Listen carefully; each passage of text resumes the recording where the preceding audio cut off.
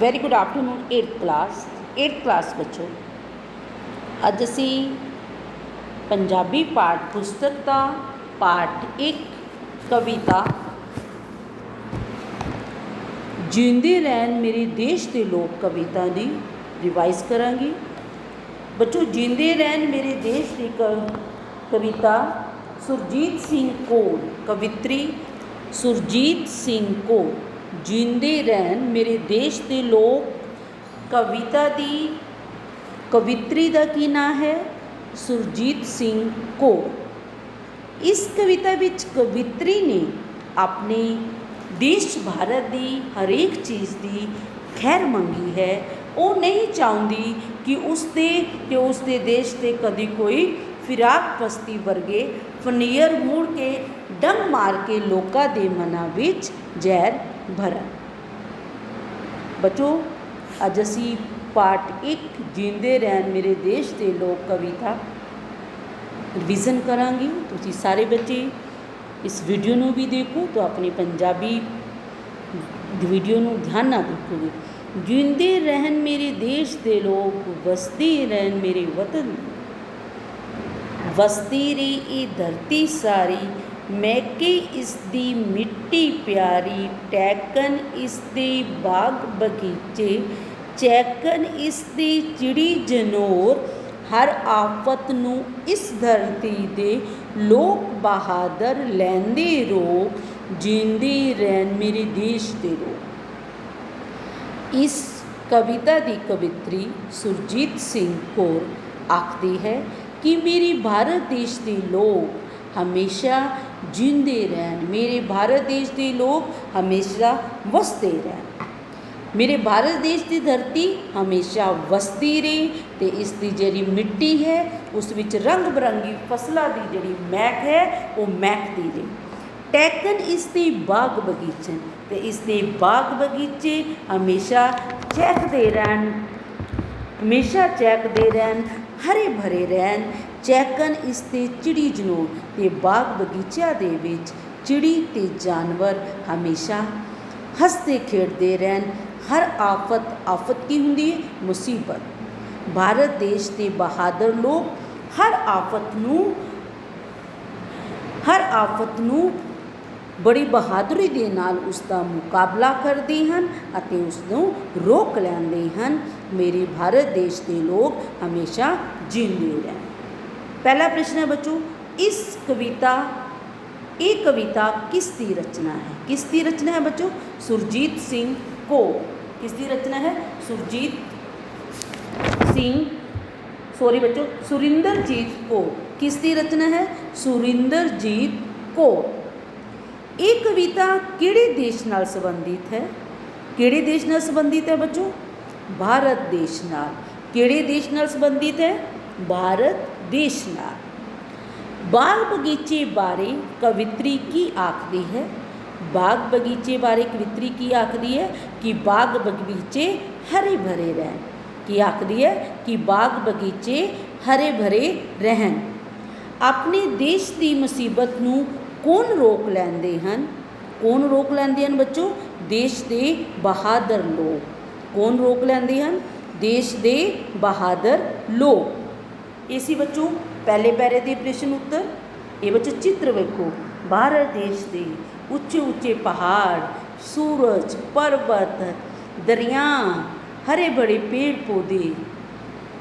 अगला पैरा बच्चों, धरती दुआली छाया अंबर, नदियाँ रोइयाँ रुकते सागर, पर्वत झीला नदियाँ नाले, मिट्टी ताए पूजन वाले, जद भी मिट्टी करे पुकार, अपनियां जाना दिंदे चोक, जींदे रहन मेरे देश के लोग। कवि आखदा है, कवित्री आखदी सुरिंदरजीत कौर आखदी है कि धरती के दुआले बच्चों की छाया हुआ है अंबर। पूरी धरती के ऊपर की है बच्चों? अंबर है। नदियाँ रोइयाँ रुकते सागर। नदियाँ रोइयाँ की होंगी नहरा, रोइयाँ रुकते सागर। रोइयाँ का बच्चों की अर्थ होंदा है? रोइयाँ नदियाँ रुख अते सागर सारे जेड़े रोया की होंगे बच्चों बंजर भूमि जिते कुछ भी ना उगे, नदियाँ बंजर भूमि रुख ते सागर, पर्वत झीला नदियाँ नाले। इस धरती ते की है नदियाँ हैं, बंजर भूमि है, रुख ने सागर पर्वत झीला नदियाँ। भारत देश के लोग मिट्टी की भी पूजा करते हैं, मिट्टी ताई पूजन वाला। भारत देश के लोग धरती नूं मां समझ के उसकी पूजा करते हैं।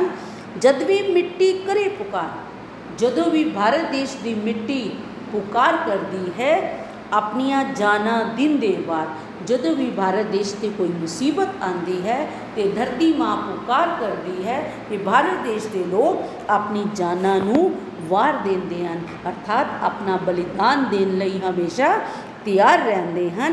मेरे भारत देश के लोग हमेशा वसते हैं। हुण बच्चों असीं इसते प्रश्न उत्तर करांगे। धरती के दुआले कौन छाया होया है?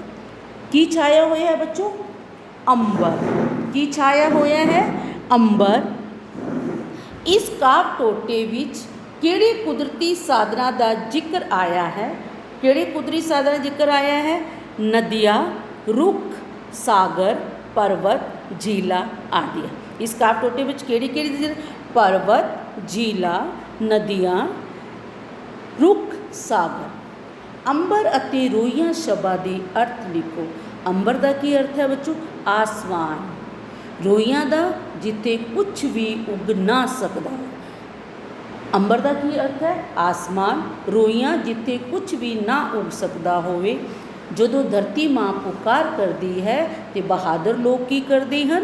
अपनिया जाना वार देते हैं। अगला प्रश्न की है? जदों धरती माँ पुकार करती है तो बहादुर लोग अपनी जाना नूं वार देते हैं।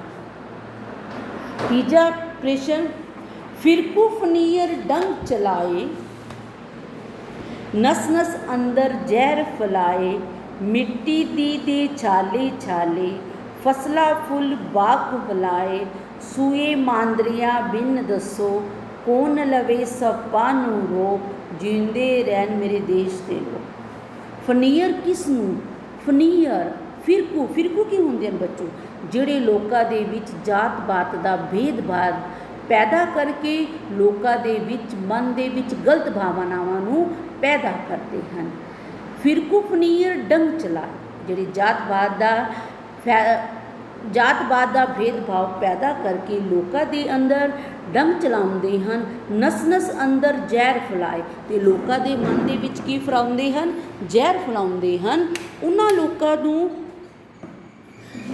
मिट्टी दी दे छाले छाले। उसके कारण भारत देश की जिहड़ी धरती है दे की हुंदी है? शरीर।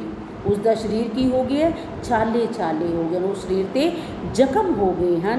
फसलां फुल बाग कुमलाए, उस दे नाल जिहड़ियां फसलां फुल ते बाग कुमला जाते हैं।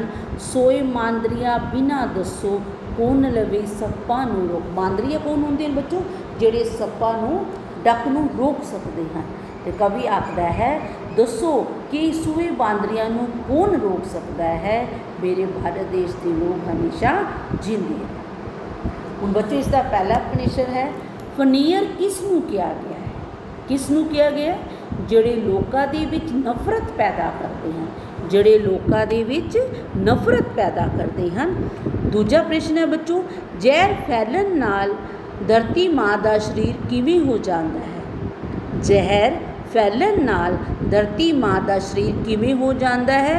जख्मी हो जाता है। किवें हो जाता है? जख्मी हो जाता है। फसलां फुल अते बाग कदों कुमला जाते हैं? कदों कुमला जाते हैं? जदों मिट्टी विच जहर घुल जाता है। जदों मिट्टी विच जहर घुल जाए तो जिहड़ी फसलां फुल अते बाग कुमला जाते हैं। मांदरिया शब्द का की अर्थ है? मांदरिया शब्द का की अर्थ है बच्चों? सप दे डंक का इलाज करने वाला। मांदरिया शब्द का की अर्थ है? सप दे डंक का इलाज करने वाला।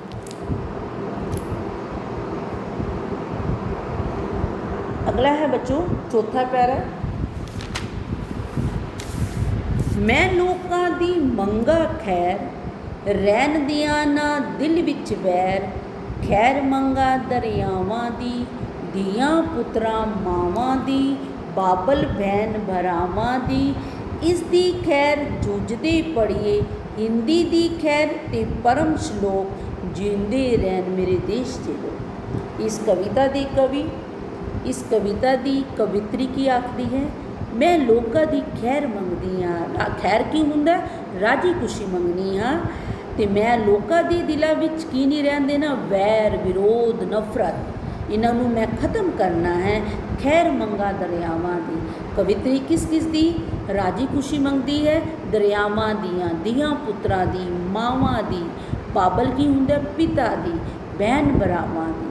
ਕਵੀ ਆਖਦੀ ਹੈ, ਕਵਿਤਰੀ ਆਖਦੀ ਹੈ ਕਿ ਮੈਂ ਦਰਿਆਵਾਂ ਦੀ, ਧੀਆਂ ਪੁੱਤਰਾਂ ਦੀ, ਮਾਵਾਂ ਦੀ, ਬਾਬਲ ਅਤੇ ਭੈਣ ਭਰਾਵਾਂ ਦੀ ਖੈਰ ਮੰਗਦੀ ਹਾਂ। ਇਸ ਦੀ ਖੈਰ ਜੂਝਦੇ ਪੜ੍ਹੀਏ, ਹਿੰਦੀ ਦੀ ਖੈਰ ਤੇ ਪਰਮ ਸ਼ਲੋਕ। ਜੂਝਦੇ ਸਹਿਣਾ, ਜੂਝਦੇ ਕੀ ਹੁੰਦਾ? ਸਹਿਣਾ। ਜੂਝਦੇ ਕੀ ਹੁੰਦਾ ਬੱਚੋ? ਸਹਿਣਾ। ਇਸ ਦੀ ਖੈਰ ਜੂਝਦੇ ਪੜ੍ਹੀਏ, ਕਵਿਤਰੀ ਆਖਦੀ ਹੈ ਇਸ ਦੀ ਖੈਰ ਨੂੰ, ਹਿੰਦੀ ਦੀ ਖੈਰ ਤੇ ਪਰਮ ਸ਼ਲੋਕ, ਜੀਂਦੇ ਰਹਿਣ ਮੇਰੇ ਦੇਸ਼ ਦੇ ਲੋਕ। ਕਵੀ ਆਖਦੀ ਹੈ ਹਿੰਦੁਸਤਾਨ ਦੇ ਲੋਕ, ਹਿੰਦੁਸਤਾਨ ਦੇ ਵਿੱਚ, ਭਾਰਤ ਦੇਸ਼ ਦੇ ਵਿੱਚ ਰਹਿਣ ਵਾਲੇ ਲੋਕ, ਮੈਂ ਇਹਨਾਂ ਦੀ ਹਮੇਸ਼ਾ ਖੈਰ ਮੰਗਣੀ ਹਾਂ। ਮੈਂ ਚਾਹੁੰਦੀ ਹਾਂ ਕਿ ਇਹਨਾਂ ਨੂੰ ਕਿਸੇ ਪ੍ਰਕਾਰ ਦਾ ਕੋਈ ਵੀ ਦੁੱਖ ਦਰਦ ਨਾ ਸਹਿਣਾ ਪਏ ਅਤੇ ਮੇਰੇ ਦੇਸ਼ ਦੇ ਲੋਕ ਹਮੇਸ਼ਾ ਵਸਦੇ ਰਹਿਣ। ਅਗਲਾ ਪ੍ਰਸ਼ਨ ਹੈ ਬੱਚੋ, ਪਹਿਲਾ ਪ੍ਰਸ਼ਨ, ਕਵਿਤਰੀ ਕਿਹਨਾਂ ਦੀ ਖੈਰ ਮੰਗਦੀ ਹੈ? ਕਵਿਤਰੀ ਕਿਹਨਾਂ ਦੀ ਖੈਰ ਮੰਗਦੀ ਹੈ? ਭਾਰਤ ਦੇਸ਼ ਦੇ ਲੋਕਾਂ ਦੀ, ਧੀਆਂ ਪੁੱਤਰਾਂ ਦੀ, ਮਾਪਿਓ ਦੀ, ਭੈਣ ਭਰਾਵਾਂ ਦੀ ਅਤੇ ਦਰਿਆਵਾਂ ਦੀ। ਅਗਲਾ ਪ੍ਰਸ਼ਨ ਹੈ ਬੱਚੋ, ਕਵਿਤਰੀ ਲੋਕਾਂ ਦੇ ਦਿਲਾਂ ਵਿੱਚ ਕਿਸ ਨੂੰ ਖਤਮ ਕਰਨਾ ਚਾਹੁੰਦੀ ਹੈ? ਕਵਿਤਰੀ ਲੋਕਾਂ ਦੇ ਦਿਲਾਂ ਵਿੱਚ ਕਿਸ ਨੂੰ ਖਤਮ ਕਰਨਾ ਚਾਹੁੰਦੀ ਹੈ? ਵੈਰ ਵਿਰੋਧ ਨੂੰ। ਕਿਸ ਨੂੰ ਖਤਮ ਕਰਨਾ ਚਾਹੁੰਦੀ ਹੈ? ਵੈਰ ਵਿਰੋਧ ਨੂੰ। ਇਹ ਪੈਰਾ ਕਿਸ ਦੀ ਰਚਨਾ ਹੈ? ਇਹ ਪੈਰਾ ਕਿਸ ਦੀ ਰਚਨਾ ਹੈ? ਸੁਰਿੰਦਰਜੀਤ ਕੌਰ। ਕਿਸ ਦੀ ਰਚਨਾ ਹੈ? ਸੁਰਿੰਦਰਜੀਤ ਕੌਰ। ਹਿੰਦੀ ਸ਼ਬਦ ਤੋਂ ਕੀ ਅਰਥ ਹੈ? ਹਿੰਦੀ ਸ਼ਬਦ ਤੋਂ ਕੀ ਅਰਥ ਹੈ ਬੱਚੋ? ਹਿੰਦੁਸਤਾਨ ਦੇ ਲੋਕ। ਕੀ ਅਰਥ ਹੈ?